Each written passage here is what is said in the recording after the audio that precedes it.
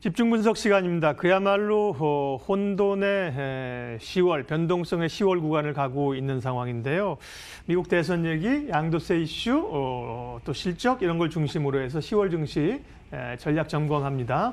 IBK 연금보험 박종현 증권운용부장 오셨습니다. 어서 오십시오. 네, 안녕하세요. 한 달에 한 번씩 우리 박 부장님의 그 해안을, 인사이트를 좀 들을 수 있는 시간이 저희도 기다리고 있는데 뜨거운 봄부터 어쨌든 강한 그 리바운드로 오면서 여름까지 왔는데 9월 시장이 사실은 꽤 좀 주춤했어요. 투자하는 분들 어려웠거든요, 9월에. 네. 10월도 여러 이슈들로 좀 흔들리고 있는데 엄청난 유동성의 그 힘들이 이제 조금 꺾이는 겁니까? 아니면 좀 쉬는 걸까요? 어떻게 판단하고 계세요?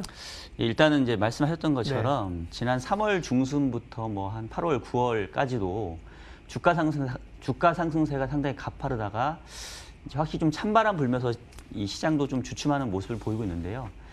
그동안의 상승세를 이제 이끌었던 원동력을 보게 된다면은 각국 중앙은행의 이 공격적인 유동성 공급이 있었고 또 그 안에서 이른바 이 코로나 시국에도 그 일부 기업들 또 일부 업종들은 이제 이익을 내는 기업들이 있다 보니까 이제 그쪽으로 이러한 유동성들이 좀 집중돼서 이른바 밸류에이션의 재평가가 좀 이루어졌던 것 같아요. 즉 기업의 이익이 크게 늘진 않았지만 그런 기업들에게 집중되는 매수세가 이른바 멀티플을 상승시키는 이런 모습들을 보였던 것 같은데 최근에 보게 되면은 연준의 유동성 공급의 규모가 이전에 비해서는 조금 이제 줄어들고 있긴 하거든요. 그래서 아마도 이제 이러한 멀티플 상승에 대한 부분들을 조금은 좀 일단락되고 시장이 조금 숨고르기 국면에 좀 들어간 게 아닌가 일단 이렇게 좀 판단을 하고 있습니다. 네. 뭐 흐름이 좀 꺾여간다 그런 시각은 아니시네요. 네, 아직은. 직접 답은 안 하셨지만 제가 느끼기에는. 예.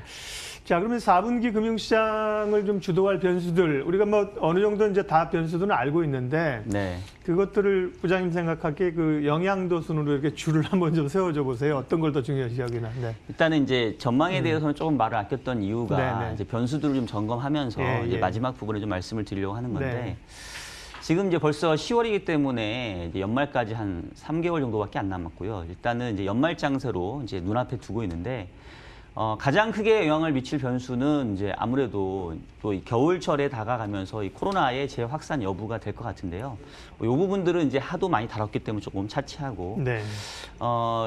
대외적으로 봤었을 때는 아무래도 미국의 대선 이슈가 가장 크게 우리가 주목해야 될 변수가 될 것 같고요. 또 그와 함께 연결될 수밖에 없는 미국의 추가 경기 부양책 문제.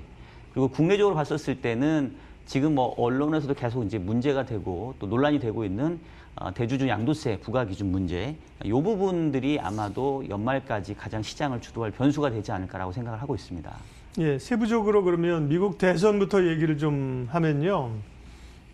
판세 자체가 좀 바이든 쪽으로 기울어지는 그런 모양새이고 월가이도 그런 쪽으로 베팅을 합니다. 다만 끝날 때까지 끝난 게 아니라는 긴장감은 있는데 흐름은 바이든 쪽으로 가는 게 맞나요? 일단은 뭐 지난번 대선 때도 힐러리 그러게요. 후보가 계속해서 블랙스완을 우리가 몇 번 봐가지고 네, 맞습니다. 네. 우세를 점했고 또 뭐 여론조사 결과도 뭐 힐러리가 승리한다라는 거였다가 이제 다들 이제 한번 이렇게 당한 적이 있어가지고 이번에 보니까 이렇게 아주 막 단언하는 사람들이 많지는 않은 것 같고요. 다만 이제 최근에 이 트럼프 대통령이 이 코로나에 확진됐다가 또 이제 조기 퇴원하면서 이제 상당히 조금 바쁜 행보를 보여주고 있는데 일반적인 평가는 이 바이든의 우세가 좀 더 커졌다라고 좀 생각을 하는 것 같고요.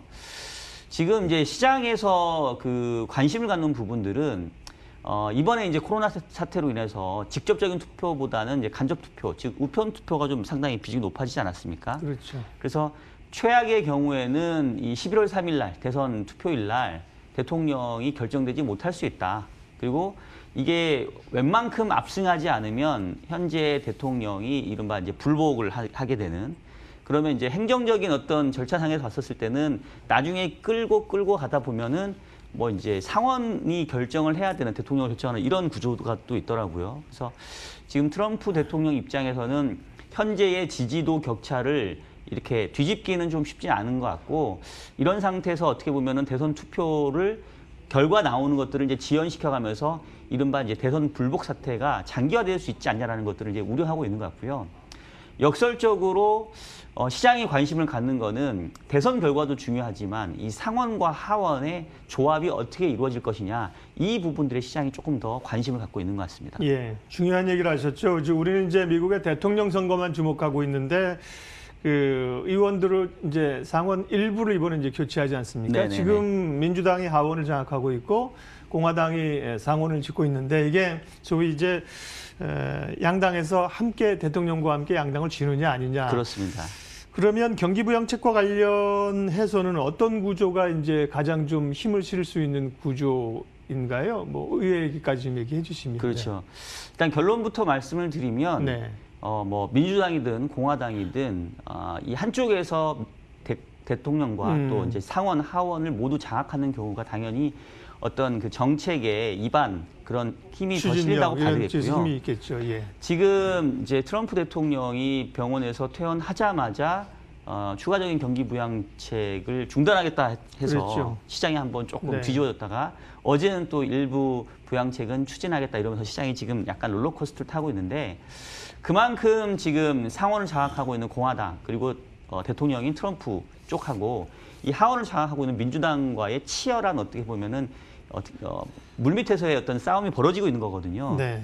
그렇기 때문에 차라리 이번 선거에서 아예 대통령도 이제 민주당 조 바이든 후보가 승리를 하고 이미 하원이 민주당이 장악하고 있고 예. 상원까지도 이제 민주당이 넘어가게 된다면 오히려 경기 부양책이 좀 더 세게 나올 수 있는 게 아니냐라는 그런 어떻게 보면 시장에서는 그쪽에 대한 이제 기대가 좀 커지고 있는 것 같고요. 실질적으로 지금 하원이 주장하는 민주당이 주장하는 경기 부양책 규모가 2.2조 달러입니다. 그러니까 지금 추가적인 경기 부양책이 안 나오고 있는 이유가 상원은 그보다는 조금 적은 규모의 부양책 얘기하고 있고 민주당은 좀 더 크게 얘기하고 있고 그러다 보니까 이제 지금 협상이 안 되고 있는데 만약에 민주당이 모든 상원, 하원 그리고 대통령까지 장악하게 된다면 대규모의 경기 부양책이 나올 수 있기 때문에 오히려 금융시장은 그런 시나리오가 나오게 되면 그걸 베스트라고 좀 생각하고 있지 않을까라는 생각이 듭니다. 바이든이 된다고 가정할 경우입니다. 민주당 대통령, 하원 민주당 장악, 하원 오케이. 예. 대통령도 바이든 우세. 상원 글쎄 약간 될 수도 있다, 아닐 수도 있다 이런 분위기인 것 같습니다. 이 자체는요. 근데 쭉 이제 통일되면 일관성이 있고 시장은 그걸 더 강력하게 받아들일 거란 말씀이시고요. 그렇습니다. 대주주 양도세 문제는 결국은 금액은 조정을 지금으로서는 우리 기재부에서는 안 하겠다는 얘기고 가족 합산은 좀 손을 보겠다는 얘기인데 이게 이제 연말에 나올 수 있는 매물을 어느 정도 좀 막아줄 수 있는 그 상황일까요 지금? 뭐 정확하게 이제 예. 추산하기에는 그렇죠. 조금은 뭐 쉽지는 않은 것 같고 일단은 지금 현재 대주주 합산 문제는 2017년에 이미 이제 결정을 했고요. 네. 그래서 현재 기재부의 시각도 이미 2년 전에 결정을 한 문제이고 뭐 과세의 형평성적인 측면에서 대주주 양도세 기준 강화를 하겠다라는 부분이었고요. 기존에 이제 10억이었다가 3억인데 사실 이제 뭐 일반 서민들 입장에서 3억이라는 돈이 큰 돈이긴 하지만 또 주식 투자를 적극적으로 하고 또 뭐 어느 정도 중산층 이상의 경우에는 이 세대로 합산했었을 때 3억 원 이상 투자를 한 경우는 꽤 많이 있을 겁니다. 그래서 만약에 이제 원안대로 가게 된다고 한다면은 상당 부분 매물이 좀 나올 가능성이 있는 거고요. 과거에도 전통적으로 보게 되면은 연말에 시장이 이제 개인들 매물 나오면서 조금 약해졌다가 다시 연초에 사면서 뭐 강해지는 이른바 계절성이 컸는데 이게 이제 양도세 부과 기준이 3억 원으로 떨어진다고 한다면 더 커질 수가 있겠죠. 그래서 요번에 뭐 1,000원도 올라오고 막 이러고 있어서 아마 어느 정도 손을 볼 것 같은데요. 이게 이제 세대별 합산이 아니라 개인별로 이제 나뉘게 되면 아무래도 이전보다는 훨씬 영향을 좀 줄 수 있겠죠. 그래서 그 부분이 이제 결정이 어떻게 될 것인지도 이 시장에 상당히 관심사인 것 같고요. 과거 어느 때보다도 이른바 동학개미라고 일컬어지는 개인 투자자들의 시장 참여와 또 시장의 지지력, 주도력이 많이 커졌기 때문에 이번에 양도세 부과 기준 변경 문제는 이전보다는 제가 봤을 때는 시기적으로도 그렇고 상당 부분 시장에 좀 중요한 변수인 것 같고요. 일단 이제 개인별로 가게 되는 쪽에 가능성이 커지고 있는 것 같은데 뭐 그렇게 된다고 한다면 생각했던 것보다 영향력은 약간 찻잔 속 태풍 정도에 그칠 가능성이 지금으로서는 좀 우세해 보인다. 뭐 이렇게 말씀드릴 수 있을 것 기존의 같아요. 영향력은 그보다는 좀 줄어들 수 있다. 그렇죠. 네. 개인별로 바뀌게 된다고 한다면은. PB분들이 바빠지겠는데 왜냐하면 추석 때 모이면 우리가 뭐 우스갯소리로 하는 거지 아버지가 아들 불러갖고 얘야 와봐라 나는 삼성전자 얼마 있는데 니는 얼마 있냐 3억 되나 한번 합산해보자 그렇죠. 이런다는 거 아니에요. 근데 네네. 인별과세하면 어쨌든 간에 뭐 부담되는 분들은 주식은 좋을 것 같으면 뭐 부인 계좌로 좀 돌려놓든지 그죠? 자식 그렇죠. 계좌로 주식을 사주든지 뭐 이런 것도 있을 수 있겠네요. 네네. 네. 어쨌든 좀 뚜껑을 열어봐야 되고 사실은 또 이게 결국은 이제 3억이 금액 낮아지는 건 마지막이잖아요. 네네. 더 이상 이제 낮아지진 않고 네. 전체 주식 투자자에 대한 과세도 지금 이제 하기로 결정한 거기 때문에 구조적으로 어쨌든 한번 확 지나가야 되겠네요, 그죠? 네, 맞습니다. 정리가 교통 정리가 한번 돼야 될 것 같고요. 네네. 우리가 9월 수출이 다행히 플러스로 이제 코로나 이후에 처음 플러스로 돌아섰고요. 네네. 물가 소비자 물가 지표도 최근 몇 개월에 좀 올랐다는 뉴스가 있었는데 경기 회복세에 대한 기대도 이제 뭐 경기주들도 좀 철강 화학도 오르잖아요. 네네. 조금 높여도 됩니까? 포함해서 연말 시장 전망해 주십시오. 네. 이제 뭐 최근에 매크로에 대해서는 사실은 조금 관심이 좀 뒤에 밀려 있었는데 맞아요. 예. 그 사이에 보게 되면은 일부 지표들 중심으로 상당히 제법 좀 올라온 지표들이 좀 눈에 띕니다. 말씀하셨던 것처럼 지금 9월 달 수출 증가율이 7.7%, 지난 2월 달 이후에 처음으로 이제 플러스 증가를 보였고요. 또 소비자 물가 상승률도 지난 2월에 이어서 7개월 만에 1%대로 좀 상승을 했습니다. 이제 지표만 보게 되면은 뭔가 이제 바닥을 형성을 하고 뭔가 이 경제 지표, 물가 지표가 이제 올라오는 것처럼 좀 눈에 보이는 이런 상황이긴 한데요. 일단은 이제 제 판단은 바닥을 다지고 있는 거는 이제 분명히 맞고 제가 뭐 몇 개월 전에도 이제 경제는 아마도 우리 경제 같은 경우는 2, 4분기 정도가 바닥이었지 않겠냐. 이제 그 이후로는 조금 회복된다고 보고는 있는데 다만 아직은 회복 속도나 탄력의 강도는 조금 약한 편은 맞는 거고요. 수출 같은 경우도 이른바 이제 추석 연휴의 이동 효과. 요번에는 이제 추석 연휴가 10월에 있었고 작년에는 이제 9월에 있었기 때문에 이제 조업일수 때문에 지난 9월 수출이 플러스 나온 효과가 큽니다. 사실 이제 조업일수를 감안해서 생각해 보면 오히려 한 마이너스 4% 정도밖에 안 되거든요. 네. 아직 수출이 완전히 올라오진 않았고요.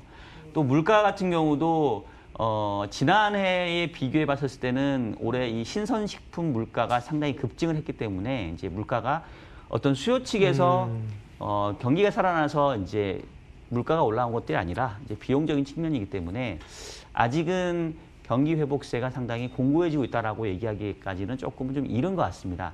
다만 분명히 경제는 이제 바닥을 다지고 있고 서서히 이제 올라오려고 준비하고 있다. 이제 이 정도로 봐야 될 것 같고 그렇다고 본다고 한다면은 여전히 이 경기 부양책을 걷어들이기보다는 이제 계속해서 유지를 해야 되는 상황일 거고요. 어제 이제 연준도 의사록 나온 거 보게 되면 추가적인 경기 부양책이 없다라고 한다면 경제가 상당히 좀 후퇴할 가능성이 있다.